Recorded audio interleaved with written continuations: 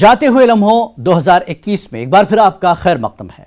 Lakshadweep development authority regulation का मसवदा 2021 में सुर्खियों में रहा। इस मसवदे से लक्षद्वीप, दिल्ली और केरल में खूब सियासी हंगामा बरपा हुआ। और करीबी प्रफुल्ल खोड़ा पटेल ने जब लक्षद्वीप का एडमिनिस्ट्रेटर का ओहदा संभाला तो उम्मीद नहीं थी कि वो लक्षद्वीप में इतना हंगामा बर्पा कर देंगे। लक्षद्वीप के एडमिनिस्ट्रेटर बनने के बाद प्रफुल्ल खोड़ा पटेल ने यहाँ हिंदुत्व के नजरियात को फरोग देना शुरू कर दिया और 96% मुस्लिम आबादी वाले लक्षद्वीप में लक्षद्वीप डेवलपमेंट अथॉरिटी रेगुलेशन का मसवदा पेश किया। मसवदे के तहत मुस्लिम अक्सरियती वाले 9 जजीरों पर शराब पर आयद पाबंदी को खत्म कर दिया गया। इसके अलावा यहाँ पर बीफ पर रोक लगा दी गई, जो यहाँ के लोगों की अहम ग़िज़ा है। इसके अलावा भी इन्होंने कई और कारहाय नुमाया यहाँ अंजाम दिए हैं, जिसमें गुंडा एक्ट, जमीन पर हुकूमती कब्जे पर एतराज का हक छीन लेना, आरजी सरकारी मुलाजमीन की बरतरफी और आंगनबाड़ी बंद करना। इसके अलावा लक्षद्वीप का ताल्लुक केरल के कोच्चि बंदरगाह से तोड़कर कर्नाटक के बेंगलुरु से जोड़ देना। प्रफुल्ल पटेल के इन इक़दामात की वजह से न सिर्फ लक्षद्वीप में उनकी जबरदस्त मुखालफत शुरू हो गई, बल्कि दिल्ली की सियासत भी गर्मा गई और प्रफुल्ल पटेल को वापस बुलाने का मुतालबा जोर पकड़ने लगा।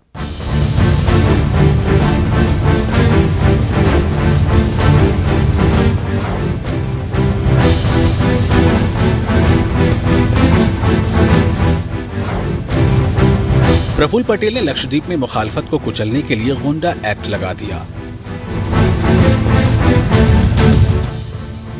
जिसके बाद न सिर्फ केरल के वजीर आला ने बल्कि कांग्रेस समेत दीगर कई अहम पार्टियों के लीडरान ने सदर जमहूरिया को खत लिखकर प्रफुल्ल पटेल को हटाने का मुतालबा शुरू कर दिया।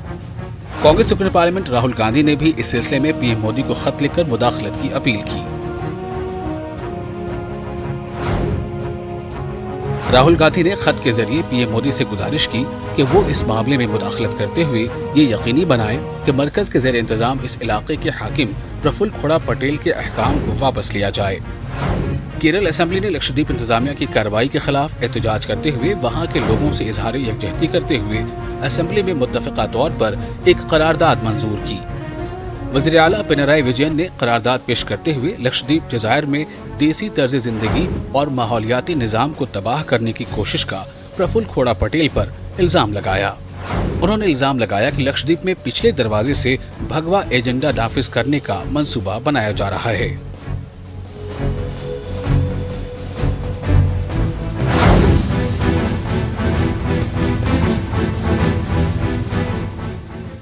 लक्षद्वीप डेवलपमेंट अथॉरिटी रेगुलेशन की सियासी पार्टियों के अलावा समाजी कारकुनों ने भी मुखालफत की, जिसकी उन्हें भारी कीमत चुकानी पड़ी।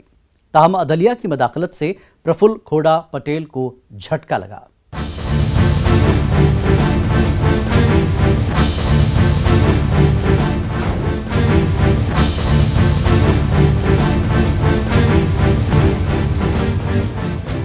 लक्षद्वीप से ताल्लुक रखने वाली फिल्मसाज आयशा सुल्ताना ने 7 जून को एक टीवी चैनल बहस में कहा कि मरकज ने लक्षद्वीप के लोगों के खिलाफ हयातियाती हथियार का इस्तेमाल किया है। लक्षद्वीप बीजेपी यूनिट के सदर अब्दुल कादिर ने इस बयान के बिना पर आयशा के खिलाफ पुलिस में शिकायत दर्ज करवाई। शिकायत कुनंदा के मुताबिक आयशा सुल्ताना का बयान मुल्क के खिलाफ था, इसलिए उनके खिलाफ सेडिशन का चार्ज लगाया गया। इस ज़िम्न में पुलिस ने आयशा से पूछताछ भी की। मामला जब केरला हाई कोर्ट पहुंचा तो आयशा सुल्ताना की पेशगी दरख्वास्त की जमानत मंजूर कर ली गई।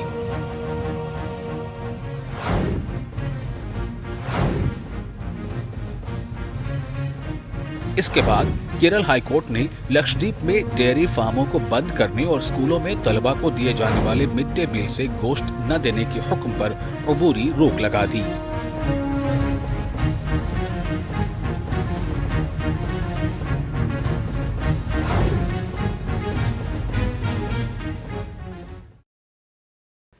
दो 2021 में कुछ रियासतों में बारिश कुदरत का कहर बन गई।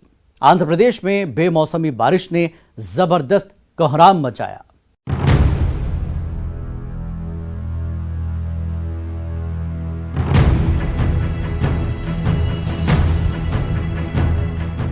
खलीज बंगाल में हवा के दबाव में जबरदस्त कमी से उठने वाले तूफान से तेलुगु रियासत आंध्र प्रदेश शदीद बारिश और सैलाब की भयानक लपेट में आ गया। आंध्र प्रदेश में इस सैलाब ने गुज़िश्ता 20 साल का रिकॉर्ड तोड़ दिया। रायलसीमा का इलाका इस बारिश से शदीद मुतासिर हुआ। मंदिरों के शहर तिरुपति में शदीद बारिश और सैलाब से शदीद नुकसान हुए। रियासत के अजला चित्तूर, कड़पा, अनंतपुर और नेल्लूर में शदीद बारिश रिकॉर्ड की गई। कई मुकामात पर सैलाब जैसी सूरत हाल रही। कई देहात कम से कम 3 दिनों तक पानी में डूबे रहे। सरकारी आदादोशुमार के मुताबिक कम से कम 44 अफराद हलाक जबकि 50 लापता हुए। कई मकान बारिश के पानी से मुनहदिम हो गए। टीटीडी का नुकसान 4 से 6 करोड़ रुपए हुआ। बड़े पैमाने पर खड़ी फसलें बर्बाद हो गईं। महाराष्ट्र में भी बारिश ने बड़े पैमाने पर तबाही मचाई। जुलाई में हुई बारिश ने रियासत का 40 साला रिकॉर्ड तोड़ दिया।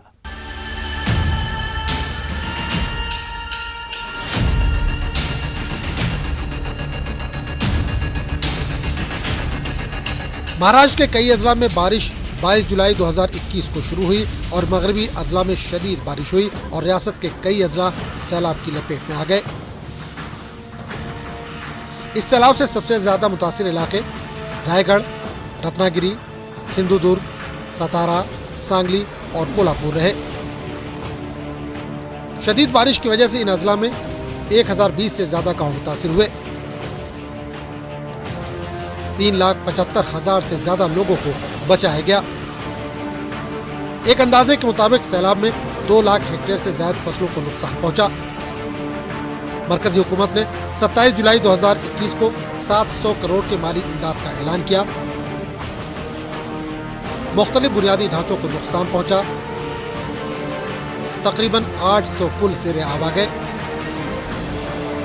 तकरीबन 700 देहातों को पीने के पानी की सप्लाई मुतासिर हुई।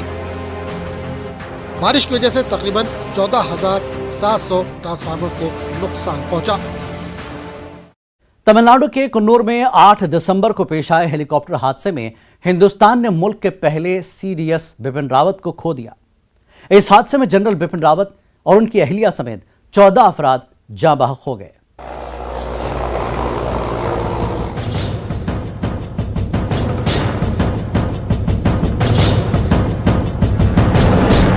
दिफाई सरबराह जनरल बिपिन रावत और उनकी अहलिया मधुलिका रावत को इस बात का अंदाजा भी नहीं होगा कि जिस हिंदुस्तानी फौज के सबसे महफूज करार दिए जाने वाले चॉपर MI-17V पर वो सवार हैं, वो उन्हें मौत के आगोश में ले जाएगा।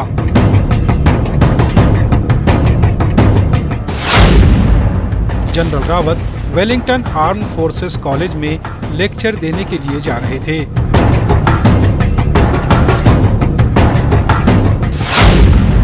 कन्नूर में जहां हादसा हुआ वहां से कॉलेज का फासला महज 10 किलोमीटर रह गया था।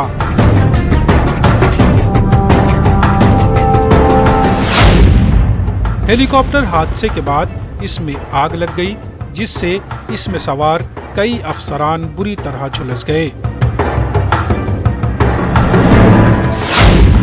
इस हादसे में जनरल रावत और उनकी अहलिया समेत 13 अफराद मौके पर जाँ बहक हो गए।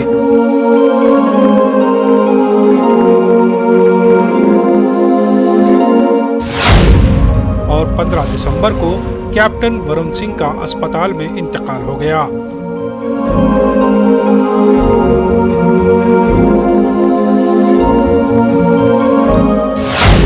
हादसे में बिपिन रावत और उनकी अहलिया के अलावा brigadier LS Lidder, lieutenant colonel Harjinder Singh, wing commander PS Chauhan, Kuldeep Singh, JWO Pradeep Arakkal, Rana Pratap Das, हवालदार सतपाल, लांस नायक विवेक कुमार, लांस नायक साई तेजा, नायक जितेंद्र कुमार, गुरसेवक सिंह जाँ बहक हुए।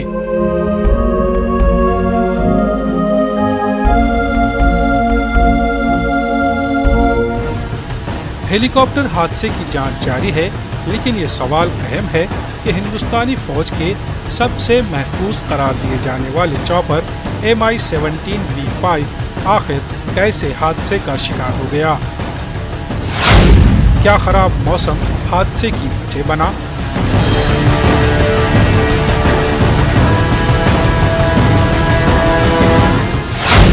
क्या तकनीकी खराबी हादसे की वजह बनी? क्या हेलीकॉप्टर पावर लाइन से टकरा गया? क्या पायलट की गलती से हेलीकॉप्टर हादसे का शिकार हुआ?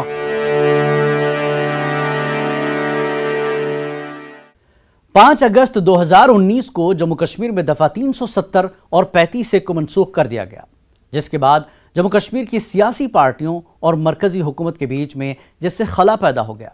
इस दूरी को खत्म करने के लिए पीएम मोदी ने 24 जून को जम्मू कश्मीर के सियासी लीडरों के साथ एक अहम मीटिंग की।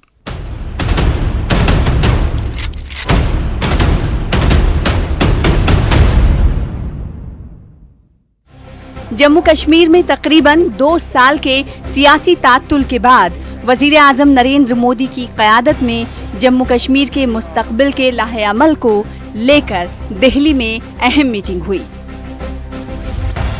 वजीर आजम की क़यादत में हुई मीटिंग में जम्मू कश्मीर की 8 सियासी पार्टियों के 14 लीडरों ने शिरकत की। मरकजी वजीर दाखिला अमित शाह, मरकजी वजीर बराए पीएमओ डॉक्टर जितेंद्र सिंह, कौमी सलामती मुशीर अजीत डोभाल, जम्मू कश्मीर के एलजी मनोज सिन्हा मौजूद थे।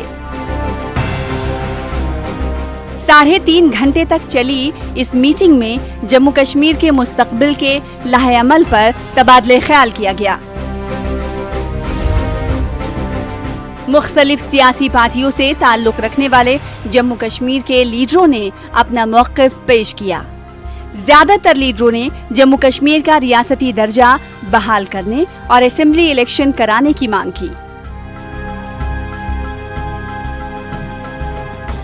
जम्मू कश्मीर के खुसूसी दर्जे की बहाली का मौजू भी मीटिंग में उठाया गया।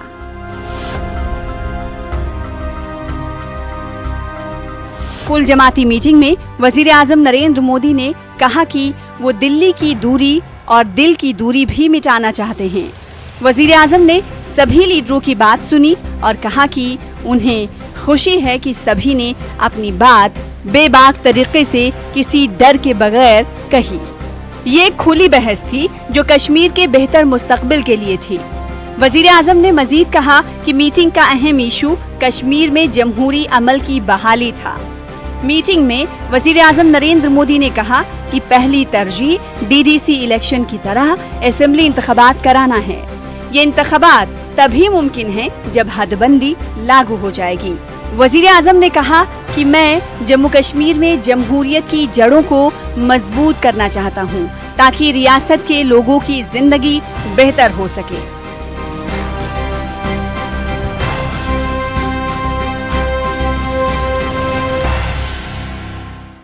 पीएम के साथ हुई मीटिंग के बाद दिसंबर में हदबंदी कमीशन की दिल्ली में मीटिंग हुई। इस मीटिंग के बाद कश्मीर का सियासी माहौल गर्मा गया।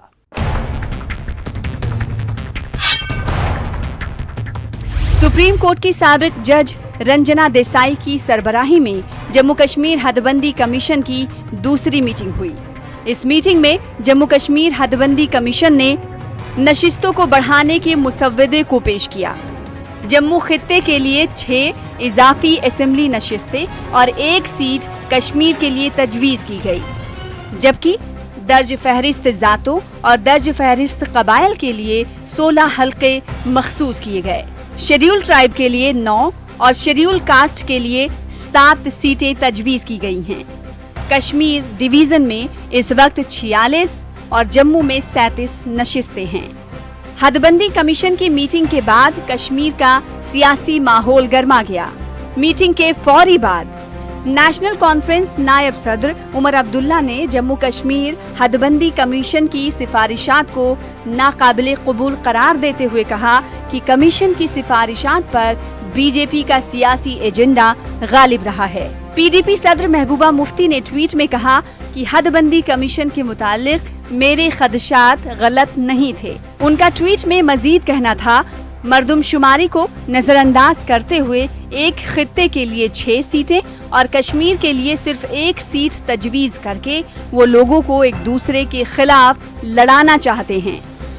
जम्मू कश्मीर अपनी पार्टी के सदर सैयद अल्ताफ बुखारी ने कहा कि मुजव्वजा हदबंदी कमीशन रिपोर्ट 2011 की मर्दमशुमारी से मुताबिकत नहीं रखता, लिहाजा जम्मू कश्मीर के अवाम को ये नाकाबिले कबूल है। जम्मू कश्मीर पीपल्स कॉन्फ्रेंस के चेयरमैन सज्जाद गनी लोन ने अपना रद्देअमल जाहिर करते हुए अपने एक ट्वीट में कहा कि हदबंदी कमीशन की सिफारिशात सरासर नाकाबिले कबूल हैं, वो तासुब का शिकार हैं। ये जमहूरियत में यकीन रखने वालों के लिए एक बहुत बड़ा सदमा है। जब मई में अफगानिस्तान से गैर मुल्की अफवाज ने इनखला शुरू किया था तो उस वक्त अमेरिका और अफगानिस्तान की हुकूमत को एतमाद था कि अफगान फौज तालिबान का मुकाबला कर लेगी, लेकिन तालिबान ने जिस रफ्तार से अफगानिस्तान पर कब्जा किया इससे दुनिया हैरत ज़दा थी।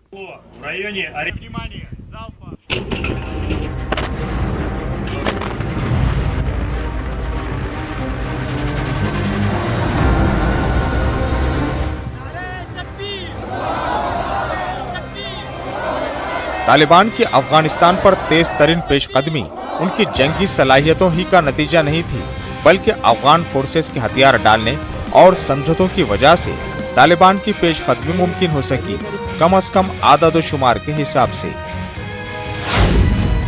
अफगान फौज को तालिबान पर बढ़तरी हासिल थी। उनकी तादाद 3 लाख से ज्यादा बताई जाती थी और अरबों डॉलर के हथियार और आलात भी उनके पास थे। तालिबान ने प्रोपेगेंडे, नफ्सियाती जंग के हरबों और धमकियों से मिली जुली एक ऐसी हिकमत अमली तरतीब दी थी जिसके नतीजे में लड़ाई के बगैर ही वो एक के बाद एक शहर पर कब्जा जमाते गए और बिलाखिर दारुल हुकूमत काबुल पहुंच गए। अफगान फौज को एक ऐसे दुश्मन का सामना था जिसकी तादाद कम होने के बावजूद वो पूरी तरह यकसू थी। इसीलिए एक के बाद एक शहर तालिबान के कब्जे में आते गए और कई फौजियों और बाज मौकों पर पूरी यूनिट ने फरार इख्तियार कर ली और हथियार डाल दिए। तालिबान के अफगानिस्तान पर कब्जे से अफगान अवाम का एक तबका बेचैन था। इनमें से हर कोई अफगानिस्तान छोड़कर दीगर ममालिक में पनाह लेना चाहता था। अफगान अवाम की इस बेचैनी को काबुल एयरपोर्ट पर महसूस किया गया।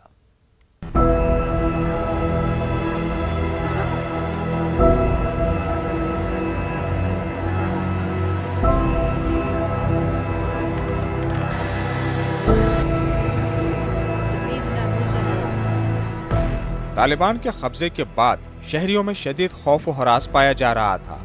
हर कोई अफगानिस्तान से निकलने और जहाज पर चढ़ने के लिए सर धड़ की बाजी लगा रहा था। लोगों का हुजूम बेकाबू हो रहा था और वो रनवे पर भाग रहे थे। इसी दौरान मिलिट्री परवाजों में अफगान अवाम को चढ़ने से रोकने के लिए फायरिंग कर दी गई। इस अफरा तफरी में 7 अफराद हलाक हो गए। फिर काबुल एयरपोर्ट को अवाम के लिए बंद कर दिया गया। एयरपोर्ट पर शदीद रश और अफरा तफरी के आलम को देखकर काबुल से कमर्शियल परवाजों को मंसूख कर दिया गया। काबुल एयरपोर्ट पर नज़्म ज़ब्त बनाए रखने के लिए तालिबान ने एयरपोर्ट के गेट को कब्जे में ले लिया। लोगों को एयरपोर्ट के बाहर कतारों में खड़ा किया गया ताकि अफरा तफरी से बचाया जाए। लेकिन 26 अगस्त को काबुल एयरपोर्ट पर खुद कुछ धमाके किए गए। 2 धमाकों के नतीजे में 12 अमेरिकी फौजियों और 60 अफगान शहरियों समेत 72 अफराद हलाक जबकि मुतादिद जख्मी हो गए। वाक़े की जिम्मेदारी दहशतगर्द तंजीम दाइश ने कबूल की। चलते चलते उन हस्तियों को खराज अक़ीदत पेश करते हैं जो 2021 में इस दार फ़ानी से कूच कर गए।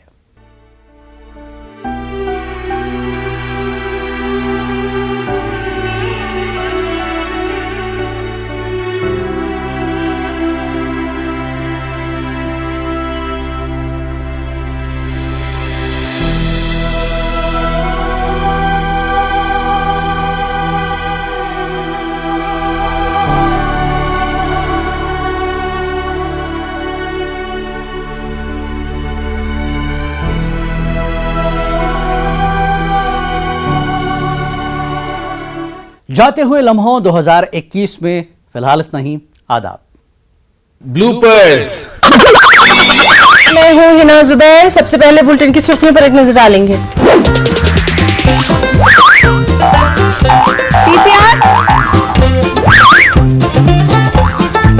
हेलो हेलो हेलो जी बताइए।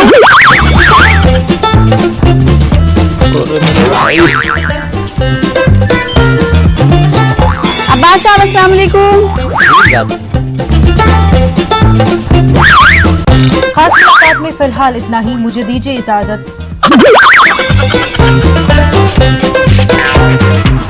रिकॉर्डिंग तो नहीं कर रहे हो देख भाई, मेरा आइडिया दिया हुआ है।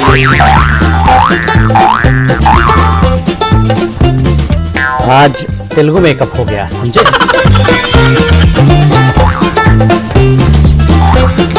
मैंने डाला ये।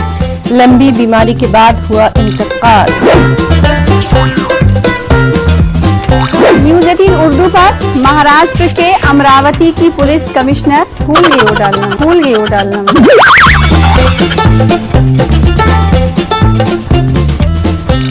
टॉपिक लास्ट मिनट पे चेंज हो गया।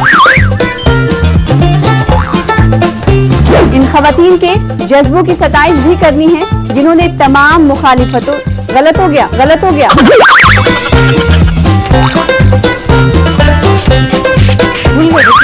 गए है